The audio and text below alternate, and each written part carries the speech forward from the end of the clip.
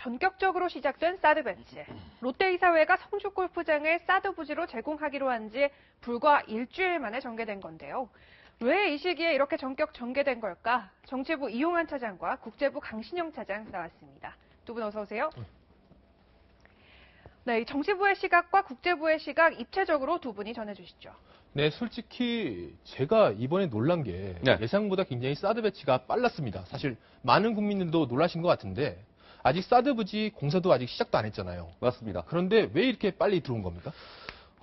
많이들 아마 놀라셨을 겁니다. 오늘 오전에 이제 사드의 발사대 2기가 이제 오산 공군기지에 도착을 하지 않았습니까? 생각보다 사드가 조기에 배치될 것이다 이런 얘기는 많았지만 사실 이렇게 빨리 올 줄은 아무도 예상을 못했던 것 같습니다. 사실이죠.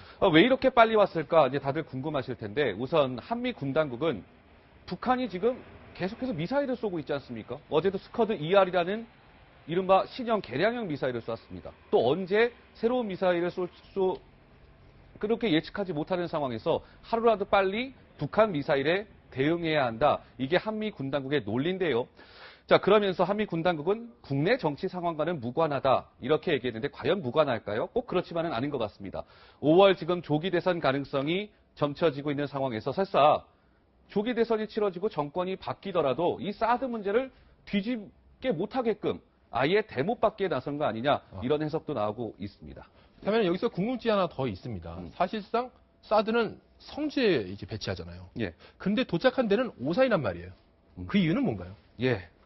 글쎄요. 저도 참 궁금했습니다. 그래서 좀 취재를 해봤는데 지금 우리 남한 지역에는 미군의 항공기가 내릴 수 있는 기지는 2군데 있습니다. 경기도 오산 그리고 군산 지역에 있는데요. 네네. 그러면 이 2군데 중에 왜 오산일까? 지금 이 사드라는 것은 굉장히 첨단 장비고요. 굉장히 이제 보안을 필요로 하는 장비이기 때문에 최대한 잘 이제 완전한 그 성주에 배치되기까지 굉장히 이제 보관이 잘 필요한 부분 아니겠습니까? 근데 오산 같은 경우는 경납고 시설이라든가 이런 것들이 아주 정교하게 잘 만들어져 있다고 합니다. 따라서 미군은 군산이 아닌 오산 공군기지를 택한 것으로 보입니다. 아, 그렇군요. 그렇다면은 이제 궁금증 하나 더 남습니다. 그렇다면 이제 오산에 와 있는데 그러면은 성주에는 언제쯤 배치가 되는 거죠?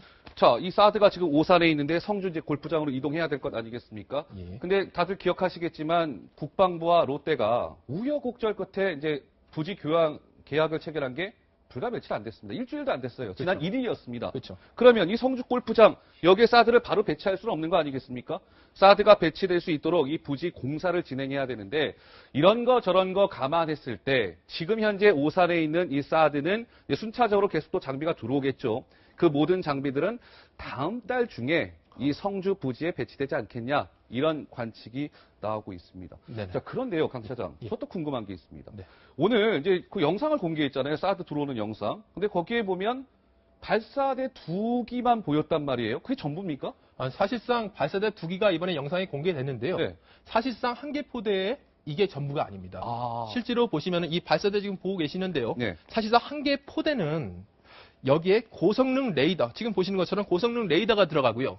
전력 장비가 들어가고 이거를 시키는 냉각 장비, 그다음에 통제 차량, 그리고 전자장비 차량, 그리고 이런 발사대가 총 6기가 들어가게 됩니다. 네. 실제로 이 영상 속에 나오는 발사대 2기가 이번에 온 전부인지 아닌지는 확실치 않지만은 향후에 추가 장비들이 더 들어올 가능성을 예상할 수가 있겠죠. 사실 핵심적인 게 이런 레이더 장비일 텐데 이건 이제 또 추가로 들어오겠군요. 예, 들어올 가능성이 높습니다. 네.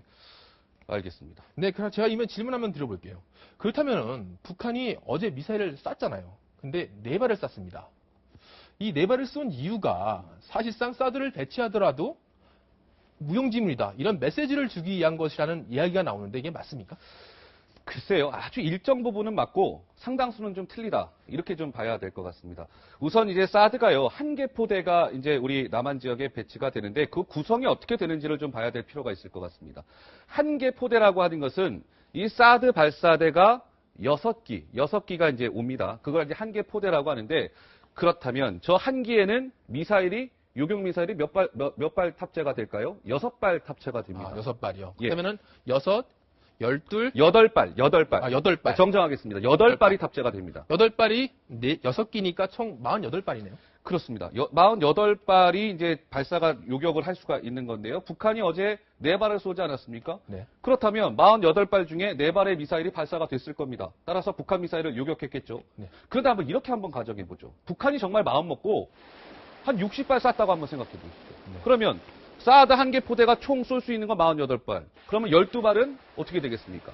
고스란히 한국 땅에 피해를 떨어지죠. 당할 수밖에 없는, 이론적으로는 일단 그런 얘기가 되는 거죠. 그렇다면 이렇게 12발, 아까 말씀하신 것처럼 이 48발을 넘는 미사일들이 날라오면은 우린 그냥 속성체로 당할 수밖에 없는 거네요.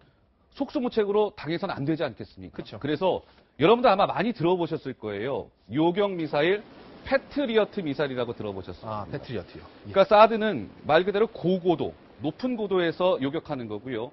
그 밑에 40km 이하의 고도로 날아드는 미사일은 패트리어트 요격 미사일이 요격을 담당하게 됩니다.